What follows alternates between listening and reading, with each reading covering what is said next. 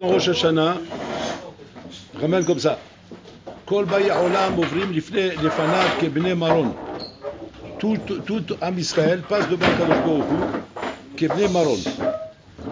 Mahloket dans la Gemara. C'est quoi bnei maron? Trois avis sont dans la Gemara. Le premier avis dit c'est basé kebnei maron, kebnei amarna. Kebnei amarna. C'est quoi kebnei amarna? Comme les kvasim que le berger il a et que les kvasim il veut savoir maintenant quel est le dixième pour faire le maaser. Donc il a un petit passage comme ça, il passe un par un, et sur le dixième il met un tampon. Il met un tampon pour dire celui-là c'est le dixième. Et après il les jette dans l'enclos, il récupère après tous ceux qui ont les tampons, il sait que c'est ceux-là qui sont le maaser. Donc ça veut dire qu'Ebne Amarna. C'est-à-dire que le premier avis dit Mazé qu'Ebne Marom, le pshat de Ebne Marom c'est Ebne Amarna, comme les Kvasim. Le deuxième pshat là-bas il dit dans la Gemara, il dit Resh Lakish, non, que Ma'alot Bet Maron. Comme le passage de Beth Maron. C'est quoi ce passage? Ce passage, en vérité, c'était un passage de montagne, où là-bas, à un moment donné, les chemins se réduisent, se raccourcissent comme ça, se réduisent, et il fallait passer sous une passerelle. Et là-bas, on ne peut pas passer deux à la fois, on passait que un par un. Donc le premier qui arrivait là-bas, il passait, et celui qui venait après, il passait. C'est-à-dire, c'était dans l'ordre comment tu arrives. Le premier qui arrive, il passe. Ça, c'est le deuxième avis. Troisième avis, c'est Rabbi Yehuda Amar Shmuel, c'est que Chayalot Bet David. Bnei Maron, comme Chayalot Bet David, qu'on appelle là-bas Bnei Maron. Comme les Chayalot Bet David, quoi? Qu'il y a un Mefaked, il y a un chef là-bas, et ce chef-là, il désignait les soldats de David, comment ils partaient à la guerre, en fonction du tafkid qu'il donnait à chacun. Toi, tu vas faire telle opération, toi, telle opération, toi, telle opération. Et c'est vrai que l'armée de David, c'était très spécial. Ils marchaient un derrière l'autre. Ils étaient sur le cheval et un derrière l'autre. Pas en groupe comme ça, un derrière l'autre. Où chacun, il avait un tafkid. C'était des giborim, mais autres chazakim. Et il avait un tafkid et il faisait son tafkid. Et Baruch Hashem, il réussissait. Ça, c'était donc l'armée de David. Les chachamim posent la question et ils demandent ma nafkamina de cette discussion. Ma nafkamina, maintenant, si c'est comme les moutons, si c'est comme la passerelle, si c'est comme les soldats de David, ma nafkamina de dire comme ça ou comme ça ou comme ça. Ces trois avis, qu'est-ce qui change maintenant dans la mitziout? Que le point commun qui est entre ces trois avis. Le point commun entre ces trois avis, c'est quoi? Qu'on passe tout seul devant Hachem. Voilà ce que ces trois avis vont nous... Parce que quand tu prends les trois avis, soit le premier, soit le deuxième, soit le troisième, on arrive à la même askana. Qu'on passe tout seul devant Hachem. On passe tout seul devant Hachem pour être jugé devant Hachem. Mais en vérité, il y a une nafkamina dans les trois avis. Déjà, il faut comprendre. Pourquoi Hachem veut qu'on passe tout seul devant lui? Hachem n'a pas besoin de nous voir un par un. Ça, si c'était un Ben Adam, un juge ou quoi, il ne peut pas juger en vrac. Il est obligé de juger un par un. Parce que lui, il n'a pas le pouvoir, ni la clarté d'esprit de pouvoir juger comme ça un groupe et savoir donner à chacun le digne qu'il a. Donc on est obligé de les prendre un par un. Ça, c'est quand c'est Bassar Vadam. Mais Bol Olam, il n'a pas ce problème, lui. Bol Olam, il peut, en un instant, regarder tout Am Israël et juger chacun par rapport à ce qu'il est. Alors, donc on va dire que le chasser, il n'est pas chez Akadosh Baruch Hu, il n'est pas chez le juge. Le chasser, il est par rapport à nous. Que Bol Olam ne veut pas qu'on croie que le jugement qu'il nous fait à Rosh Hashanah est un traitement de klal. C'est pas un jugement de klal, c'est un jugement de prat. De prat où tu es jugé, mamash, comment dire, bifnei atzmecha. Tu es jugé toi tout seul avec tes cheshbonot, avec tes inyanim, sans que tu puisses, bichlal, ramener le klal comme un point de repère par rapport au jugement qu'on va te faire. Le klal n'est pas pris comme point de repère. Hachem ne prend comme élément que toi avec toi-même, sans tenir compte bichlal du klal. Toi avec toi-même. Et c'est pour que tu comprennes ça, et que tu arrives bien te mettre ça dans la tête, parce que c'est de ça que va dépendre la Chana de Rosh Hashanah, comme on va expliquer. Donc, mais là, il fallait que tu comprennes que pour l'Olam, il te prend un par un. Adkedeka. Qu'on ramène, que de là vient le Yesod, pourquoi Hachem, il veut donner le nom à l'enfant au moment de la Brit Mila. Parce qu'a priori, chacun, il a un nom. Bon, c'est le nom que les parents, ils ont choisi. Un, il veut l'appeler comme ça, l'autre, il veut l'appeler comme ça, il veut l'appeler comme ça. Non. On voit bien comment c'est marqué là-bas. Ikareh Shemo B'Israël. C'est quoi Ikareh Shemo? Son nom sera donné B'Israël. Par qui il sera donné? Par Akadosh Baruch Hu.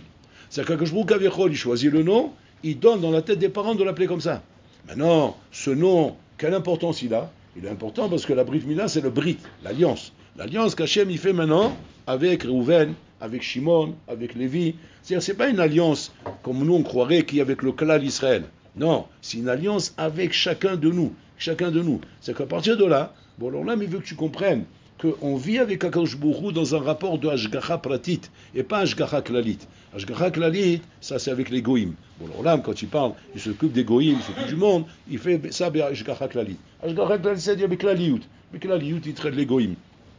Les Chinois, c'est un Mahalach. Les Japonais, c'est un Mahalach. Les Hindous, c'est un autre Mahalach.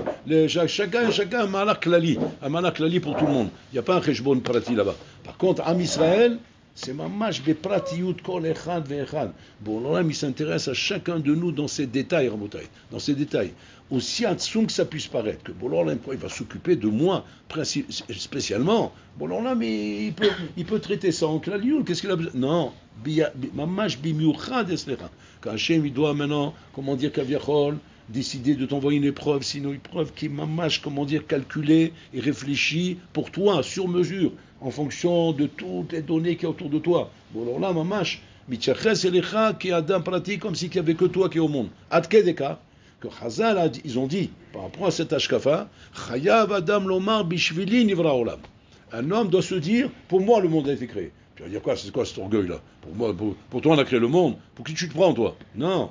Le pshal, c'est pas en tant que gava, c'est en tant que responsabilité. Qu'après, que tu sais qu'Akadosh Baruch Hu, il a un rapport pratique avec toi, hein, tu dois te dire, le monde, il a été créé pour moi. Et comme ça, il disait Ravolbeu. Ravolbeu, il dit, un homme doit vivre dans l'état d'esprit où personne n'a la Bechira. Il n'y a que moi qui a la Bechira. C'est-à-dire que dans tout ton entourage, tout ce qui se passe autour de toi, ça s'est passé comme ça parce qu'Hachem a voulu que ça soit comme ça. Alors, tu vas dire, alors qui a la Bechira dans ce monde? Que moi. Que moi. Et chacun dit comme ça sur lui. C'est que moi, je suis le seul à qui la Bechira. Et bon, alors là, comment dire, il mobilise le monde autour de moi, il fait bouger le monde autour de moi en fonction de ma Bechira. Ça, c'est la shkafa dans laquelle un juif il doit vivre. Et par rapport à ça, tu es jugé individuellement. Pourquoi? Pour que tu comprennes, tous ces points que je viens d'expliquer. Tu comprennes que tu es seul, que pour toi le monde il était créé, et que quand c'est que je vais arriver à Maaseh Avotai, Abraham, Isaac, Yaakov, et tu vas dire maintenant, mais quoi? Un homme comme moi, à mon époque, en l'an 2024, à une époque aussi dégradée, aussi pourrie, je vais arriver comme Abraham, Isaac, Yaakov? Oui. La condition que tu as compris, Shaolam Divra Bishvi. Parce que le saut d'Abraham, Isaac, Yaakov, Avotai, c'est pas qu'ils étaient privilégiés parce qu'ils avaient des kohot miyuchadim. Non. Parce qu'ils ont compris ce que nous, on doit comprendre. Que quoi? Shani Levad. Abraham, il a compris qu'il est Levad, qu'il n'a pas à prendre en point de repère le monde. Le monde ne m'intéresse pas. Ani Levad. Israël, il a compris qu'il est Levad. Yaakov, il a compris qu'il est Levad. Et c'est ça le sod d'Avotenu Agedoshim. Grâce à ça, ils ont compris, ils sont devenus des Gdolim. Donc ça veut dire que le sod de devenir un Gadol ne se situe pas à Botaï dans les Kélim que tu as, dans les facultés que tu as, dans les Kishronot que tu as, dans les matanot qu'on t'a donné. Ça peut jouer un petit peu, mais c'est pas ça le Ika. Parce qu'Abraham Avinu Rabotai n'a pas été gâté par la nature. Il n'a pas été gâté par la nature. Abraham Avinu Rabotai, c'est un Ben Nida. Il est sorti Rabotai d'une union interdite. Il est sorti de père et mère Avodazara. Il est sorti Rabotai du Bronx. Du Bronx, c'est-à-dire de l'endroit le plus bas qu'on peut imaginer dans les Madrigot Rouchanit. C'est le niveau le plus bas qu'on peut atteindre, Rabotai. Et il est sorti là-bas, Abraham Avinu. Et comment il est venu? Abraham Avinu. Mais qu'est-ce qu'il a donné ce Koha? Levad, Ani Levad. Du moment où il a su se mettre de côté, comme c'est marqué Abraham à Ivry. À Ivry, Sha'avar la Sadacheni. Il a su se mettre de côté et ne pas laisser le Olam constamment lui dire à l'oreille, mais tu n'es pas comme tout le monde. Tu dois faire comme tout le monde. Tu es en train de te mettre en marge, là. Tu es en train de te mettre de côté. Tu ne peux pas faire ça. C'est ça qui nous bloque dans la vie, en bouteille. Tous les blocages dans la vie que tu vas rencontrer dans ta vie, c'est à partir du moment où tu prends le tout le monde comme un point de référence. Tant que tu es en train de te référencer par rapport à tout le monde, tu ne sortiras pas du lot. Tu ne sortiras pas du lot. Tu seras comme tout le monde. Voilà, tu seras comme tout le monde. Un tocard comme les autres. Il y a combien? Il y a 8 milliards de tocards sur la terre. Ben encore un, c'est toi. Mais si tu veux maintenant devenir Mashou Miyuchad, c'est le Pachout. Suivre le chemin par lequel ils sont passés, nous Avotenu. Par quel chemin ils sont passés? Rien de spécial. C'est pas qu'ils avaient un Kisharon Miyuchad ou bien des dons Miyuchadim. Non. Une chose, c'est ça le sod. Ils ont compris qu'on est seul. On est seul. À partir du moment où il a compris qu'il est seul, Abraham Avinu, ce chemin de solitude, de solitaire, l'a amené vers Hachem. Israël pareil, Yaakov pareil. Tu vas me dire, mais attends, mais la chevra c'est important. C'est important la chevra, c'est important les amis, c'est important les copains. Tout ça c'est important Rabotai après que tu t'es construit. Tant que tu t'es pas construit, fais attention à la chevra. Fais attention à la chevra. La chevra, ça peut aider, mais ça peut faire tomber aussi, Rabotaï. C'est pas qu'en sens unique, la chevra. Ça peut être bon ou mauvais. Alors qu'est-ce qu'il faut avant ça? Avant tout, d'abord te construire. Te construire une ishiout. Et puis tu dis pourquoi? Parce que c'est en fonction de ma ishiout que je vais choisir ma chevra. C'est pas ma chevra qui va déterminer ma ishiout. Sinon c'est à l'envers. Si un bonhomme Rabotaï, il se façonne une vie par rapport à la chevra, eh bien sa chevra lui a donné sa ishiout. Alors que ça ne doit pas être comme ça. C'est ma ishiout qui doit déterminer ma chevra.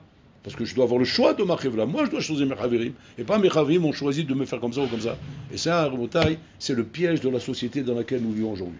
Aujourd'hui, Rabotaï, une société où le piège qui est devant nous le plus shachriar, c'est pas chou, c'est Adam Mushpa Mea Chevra, comme dit le Rambam. Un homme est influencé par la chevra. Et donc, par rapport à la chevra, il suit le mouvement du clan. Et le mouvement du clan lui dit s'il est bon ou pas bon. Et du moment où je suis en accord avec le mouvement du clan, alors je me dis ça va pour moi. De toute façon, c'est le clan qui me permet de me repérer si je suis dans une bonne voie ou une mauvaise voie. Du moment où tout le monde fait comme ça, Islama, je suis dans la bonne voie. Du moment où c'est pas comme ça qu'ils font tout le monde, je suis dans la mauvaise voie. C'est bidjouk à l'envers. Tu dois être à l'inverse de la chevra. Tu dois être par rapport à des malachim que tu fais par rapport à toi-même. Abraham Avinu s'est retrouvé contre tout le monde. À aucun moment il a dit je dois me tromper de chemin, c'est pas possible. Tout le monde dit Paris c'est par là-bas. Et moi je vais dans le sens. A priori je me trompe de chemin. Abraham Avinu il a compris que non. Il a compris que non, que c'est pour trouver son chemin, il faut forcément être seul, Rabotaï. Parce qu'Hachem, tu ne le retrouveras que dans ton chemin solitaire. Chemin solitaire où tu es toi avec toi-même. C'est là-bas que tu trouves Hachem. Sinon, la chevra te gênera pour comprendre le chemin que tu dois prendre dans la vie. Ça, c'est ce que Hachem, tout ce que je viens de dire, Hachem, pour que tu comprennes ça, c'est pour ça qu'il nous juge seul le jour de Rosh Hashanah. Maintenant, il y a 3 dalgotes à ça. 3 marloquettes, 3 chitotes. Maintenant, on va comprendre pourquoi 3 chitotes. C'est-à-dire qu'il y a 3 yesod, 3 principes dans ce que je viens de dire. 3 niveaux dans ce que je viens de dire. C'est la marloquette, c'est les 3 avis. Premier niveau, comme les moutons. Comme les moutons, c'est-à-dire que le berger, il est là, il passe ses moutons, un par un, et le 10e, il le met le tampon. Et comme ça, il les passe un par un. Maintenant, comment les moutons, ils se positionnent, vous voulez, qu'est-ce que ça vient nous apprendre? Qu'est-ce que ça vient nous apprendre sur l'union des moutons, et qu'on passe devant Hachem comme des moutons? C'est pour t'apprendre, chez Davar Hachou, t'apprendre que comme le berger, chaque mouton, il est Hachou, il n'est pas Batel BLF, il ne s'annule pas dans 1000, ou dans 10 000, ou dans 100 000. Chaque mouton, il a sa Hachivut. Et vadaï que le berger n'est pas mésazet dans aucun mouton. Même s'il y en a un qui s'est perdu, il est en train de tourner à droite à gauche, il le récupère et il l'amène pour passer par la passerelle là-bas. Pourquoi? Parce que chaque mouton est important pour déterminer combien je dois donner de maaser et combien je dois tamponner. Ça, c'est la première leçon. C'est quoi? Chez Davar, chez Benignan ou Hachouv. Une chose qu'on compte, elle est Hachouva. Donc tu dois te dire, Ani Hachouv be'ene Hashem. Si tu banalises ton niveau, tu banalises ce que tu es, et tu commences à te dire, mais je suis comme tout le monde, qu'est-ce qui va sortir de moi? Qu'est-ce que je peux espérer de moi-même? Du moment où je me considère comme tout le monde, donc je vois pas la chashivut que je peux avoir. Et tu te rends pas compte que quoi? Que comment les Gdolim sont devenus Gdolim? C'était quoi le secret des Gdolim? Tu dis pas parce qu'ils étaient prédisposés à ça. Ils avaient déjà une prédisposition à ça. C'est faux là aussi. Là aussi c'est faux. Comme dans Avotak Gdoshim. Comme Avotak Gdoshim, ils ont compris le essor du solitaire. Eux, ils ont compris le histoire de la hashivut. Les Gdolim sont devenus des Gdolim parce qu'ils ont compris qu'ils sont hashuv, qu'ils sont hashuv ben Hashem. Quand un bonhomme il a compris qu'il est hashuv rabotai, il banalise plus rien. Plus rien. Tout est pris en considération, tout est pris par hashivut. Pourquoi? Parce que je suis hashuv. Je ne suis pas un élément négligeable pour Hashem. Je suis un élément très important. Et donc par rapport à ça, je sais qu'Hashem, qu'Aviachol, il compte sur moi. Il compte sur moi dans ce monde. Quand tu sais que tu comptes sur... Imagine-toi que tu rentres dans une boîte et le PDG n'arrête pas de te répéter. Je compte sur vous, hein. Je compte sur vous. Je compte sur vous, monsieur. Il te répète tous les jours. Au bout d'un moment, ça doit rentrer dans ton crâne. Tu te dis, attends, pourquoi il me répète ça sans arrêt? Alors maintenant, tu demandes à ton copain, il te dit, mais s'il te le dit, c'est qu'il compte sur toi. Tu dis, mais attends, pourquoi il compte sur moi? Parce que tu as chou à ses yeux. Au bout d'un moment, ça doit te rentrer dans le crâne. Il dit, attends, il ne dit pas ça pour rien. C'est un PDG, c'est pas un rigolo. Il n'a rien à gagner avec moi, parce que moi, j'ai pas de pognon. Donc c'est pas à moi qui va lui faire gagner de l'argent. Donc maintenant, s'il compte sur moi, c'est que Kaniri, il a vu chez moi quelque chose d'important dans la boîte. Et ça, il ne faut pas que tu te trompes là-dessus. Ça, on parle maintenant, je te parle d'un patron, d'un Bassar Vadam, d'un Ben Adam, ça raconte. Maintenant, je te parle de Melech Malcha Melachim Akadosh Baruch Hu. Kadosh Baruch Hu, il te dit comme ça, je compte sur toi. C'est-à-dire qu'un homme, il doit dire que quoi? Kol ha'olam, chesio chayav, chesio zakai. Le olam, il est comme la balance. Chesio chayav, chesio zakai. Moitié chayav, moitié zakai. Imani acham, si moi maintenant je décide de faire une avera, ani machriar et kol ha'olam le kaf chova. Et si moi maintenant je décide de faire une mitzvah, ani machriar et kol ha'olam le kaf zchut. C'est ça, chachouv. Chachouv, c'est-à-dire, ne prends pas tes maasim là en disant, bon, encore une avera, qu'est-ce que ça fait dans la balance? Il y en a tellement des avéros. Encore une mitzvah, ça fait quoi dans la balance? Il y a tellement de mitzvot. Manaf kamina, encore une mitzvah, encore une avera. C'est ça l'erreur.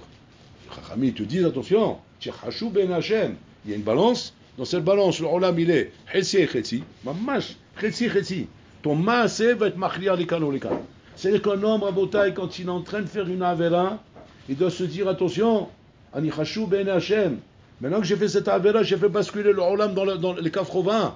C'est ça l'argacha que je dois avoir. C'est comme ça que je dois sentir. Je dois sentir mal au ventre. Je dis, mais qu'est-ce que j'ai fait? Catastrophique. Par le ménage. Si je mets en danger le bateau il va couler par le ménage à cause de moi. Comme ça, tu dois réagir.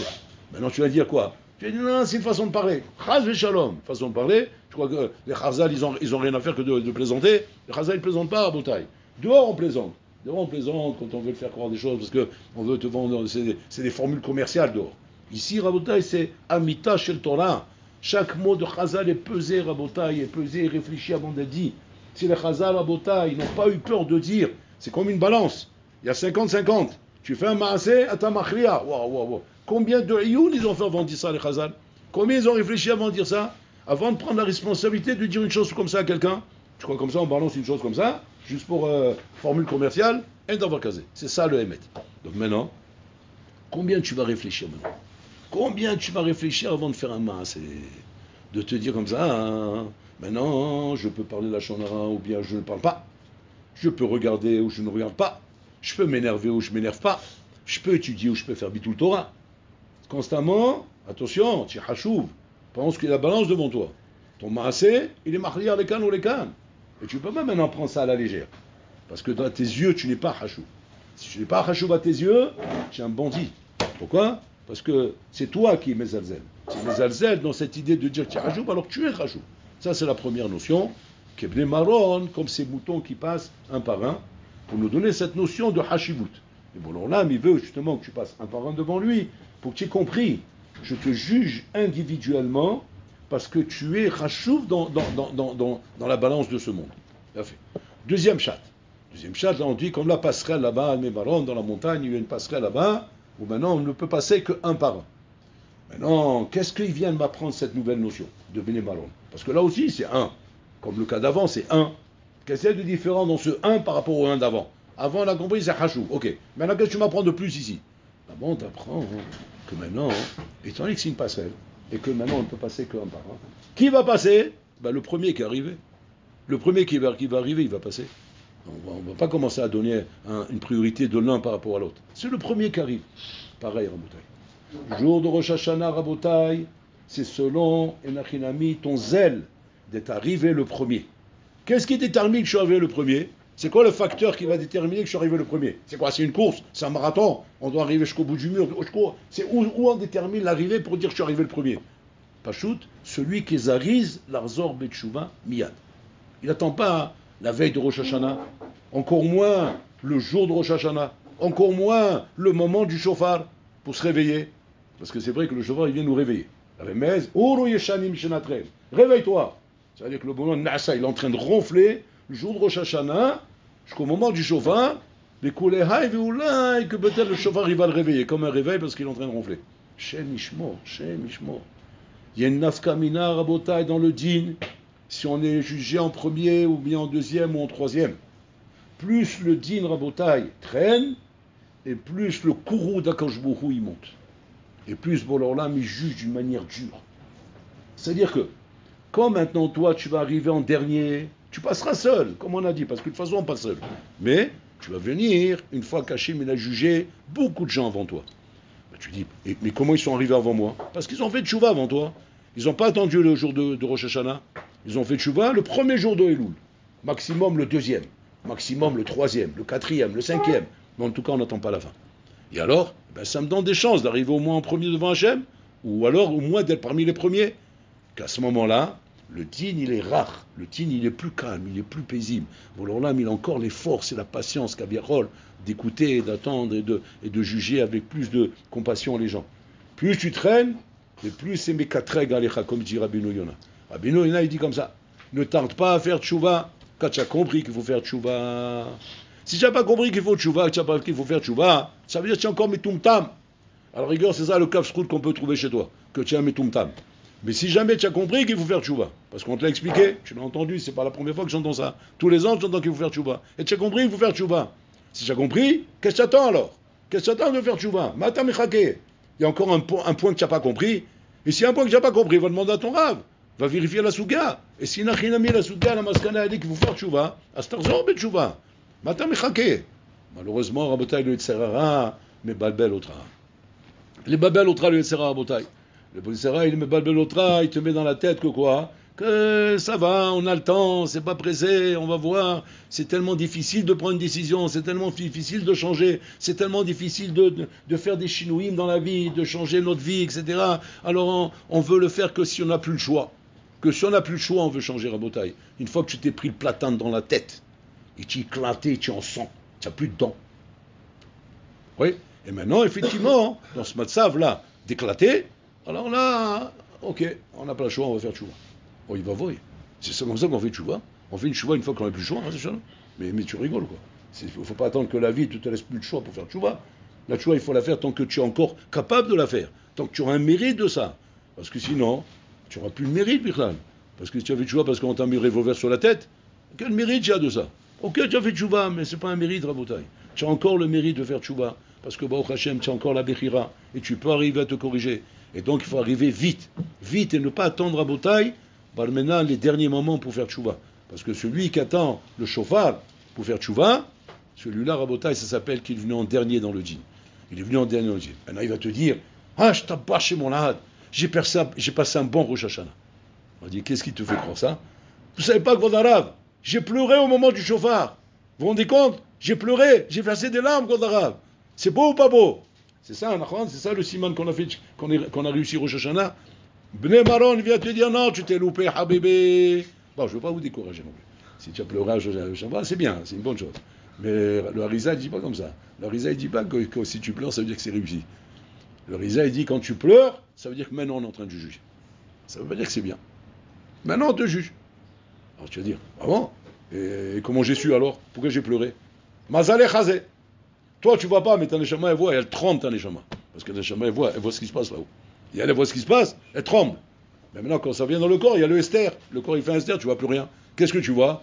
Tu vois Doudou devant toi. Voilà ce que tu vois.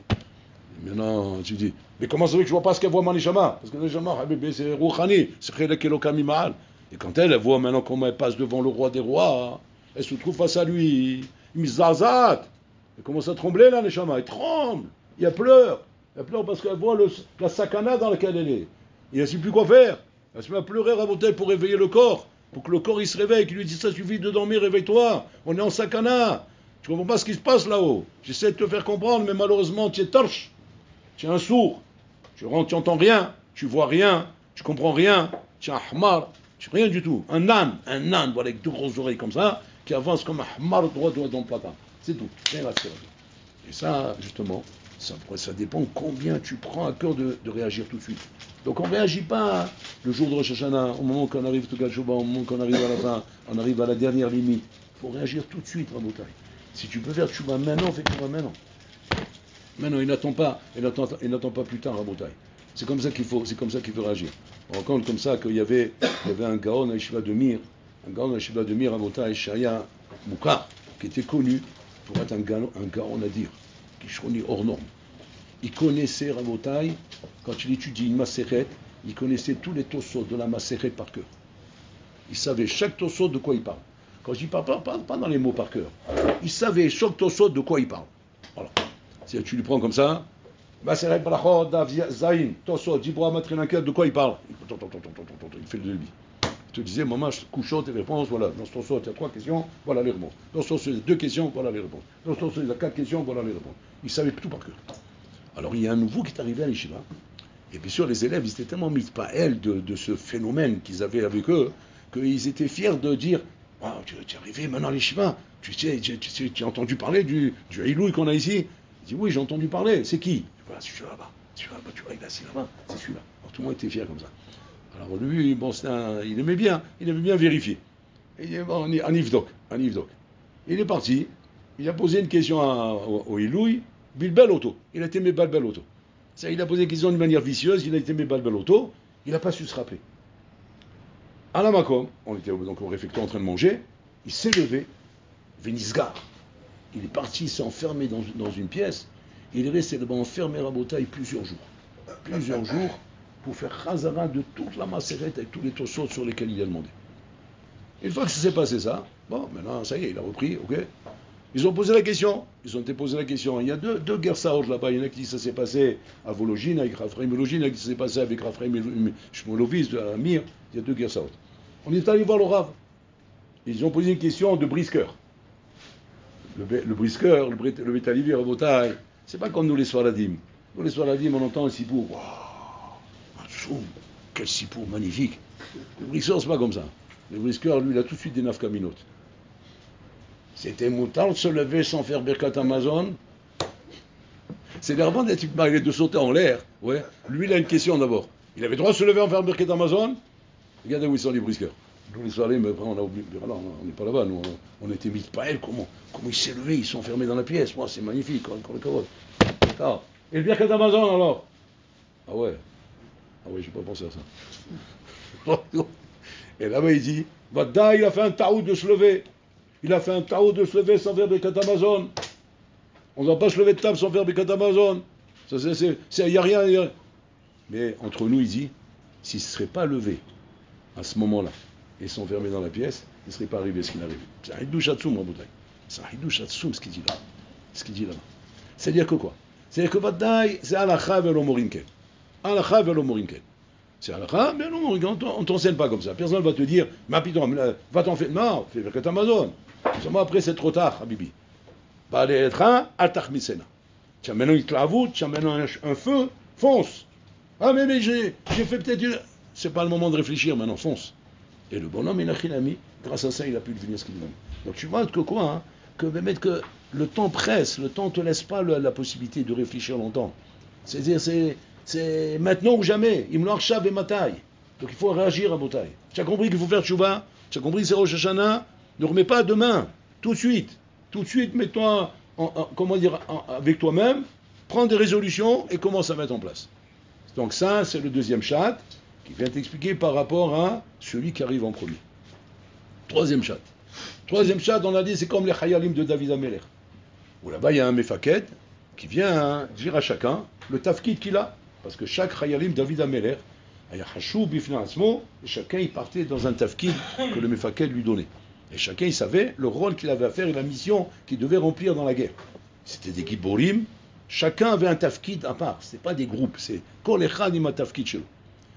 Et en fonction de ça, il désignait, toi en premier, toi en deuxième, toi en troisième. Donc le Mefaket était couvert à Rabotai. Là, c'est pareil. Bon, alors là, Kaviachol, il va désigner qui vient en premier, qui vient en deuxième, qui vient en troisième. En fonction de quoi il va désigner qui vient en premier, deuxième ou troisième? En fonction du tafkid qu'il va te donner. En fonction du tafkid qu'il va te donner.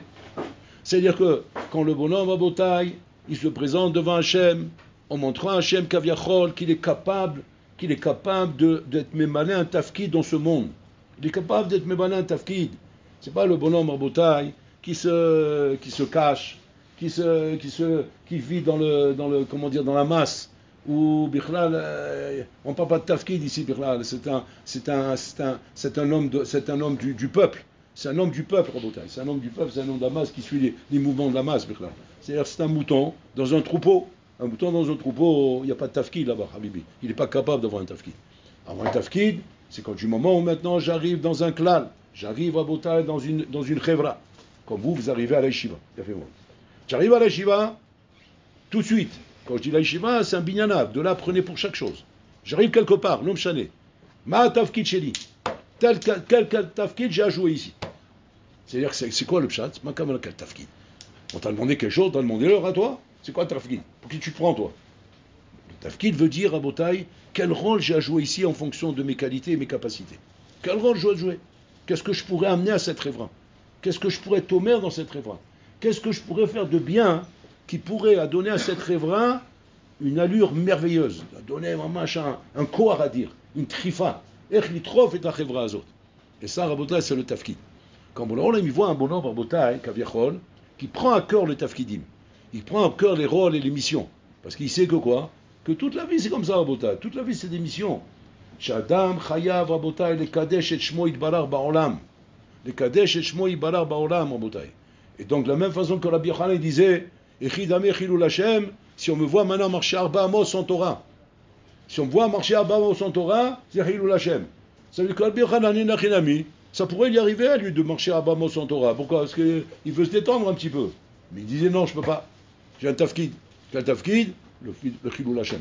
Que si on me voit à moi sans Torah, Chilul Hashem. C'est pareil ici, Rabotai. Tu as un tafkid en tant que Bachour à l'Eshiva. Tu es un Bachour à l'Eshiva. Donc automatiquement, tu es choisi par Hashem pour faire partie de la Légion du Roi. Quand tu es dans la Légion du Roi, tu dois être digne de ce nom. Digne de ce nom de la Légion du Roi. Donc tu ne peux pas dire maintenant, quoi, bon, à l'Eshiva, il y a des sérieux, il y a des moyens et il y a des cancres. Voilà, il y a trois niveaux. Alors, bon, les sérieux, c'est trop dur d'être avec les sérieux. Les cancres, c'est plus facile. C'est, comment dire, c'est agréable. Le milieu, bon, plus ou moins, ça peut être bien. Non, tu dois être parmi les sérieux, tu dois être parmi les meneurs. Les meneurs qui mènent le bateau comme il faut à Botaï. Et ça, c'est le tafkid. Et comme bon, là, il voit un bonhomme à Botaï, que toute sa vie, maman, c'est une prise de position de tafkid. Que ce soit à la yeshiva, que ce soit demain dans ta famille, soit demain par rapport à tes frères et tes sœurs, soit demain par rapport à ta chevra, soit demain par rapport au travail. L'homme chané où tu vas te retrouver demain. Tu dois constamment te dire, j'ai un tafkid à jouer là où je suis maintenant. C'est-à-dire, ma chovati be'olami, ma chova sheli po. Quel chova j'ai ici? Pas ma schuyot sheli. Aujourd'hui, on est dans une société, quels sont tes droits? Voilà la société d'aujourd'hui. Une société d'assister à la bouteille. Quels sont vos droits, monsieur? On te donne tout ce qu'il faut. Les sites et les trucs pour chercher tes droits. La Torah, elle ne te dit pas quels sont mes droits. Quels sont mes chovot? Quelles sont mes obligations? C'est-à-dire constamment dans quel massav où je suis, quelles sont mes obligations? C'est-à-dire je dois faire attention à la manière comment je prie. Pourquoi? Parce que si jamais je prie pas bien, peut-être il y a un barreau qui va me regarder à ce moment-là et je vais lui faire halishut adat à cause de moi, il n'a pas bien prié. Je vais faire une bracha maintenant. Peut-être je vais faire la bracha pas très bien avec Havana. Et à cause de moi, quelqu'un va me voir, il ne va pas la faire bien. Peut-être je suis assis au Beta Midrash en train d'étudier. Un barreau, il va me voir que je ne suis pas en train d'étudier bien, ça va être marli choto. Et mais là, il ne va pas bien étudier. Maintenant, tout de suite, quel est le réflexe qui vient à l'esprit? Attends, moi je suis pas le dirigeant du monde, moi. Oh. Il a qu'à regarder d'autres choses. Pourquoi il me regarde à moi? Non, sourd. Tu n'as pas compris que Mahovato Be'olamo. Tu n'as pas compris que tu as un tafkid. Alors il n'a rien mis. Quand on n'a pas compris qu'on a un tafkid, on passe en dernier devant Kadosh Baruch Hu. On passe en dernier, et là, sera bébé, le djinn, il est plus dur. Donc, on a compris, mamash, un yesod important. Qu'on passe seul devant Hachem, il faut passer le plus vite possible devant Hachem. Et en fonction de ça, ça dépend de cette marloquette qu'on a ici, qui est vraie, les trois dérotes sont vraies à Botaï. Maintenant, mais ça dépend, Inachilami, comment tu vas te positionner en premier.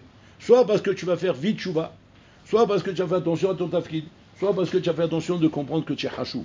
Et c'est ça, Rabotai, les trois éléments indispensables, qui sont les éléments avec lesquels on doit avancer dans la vie.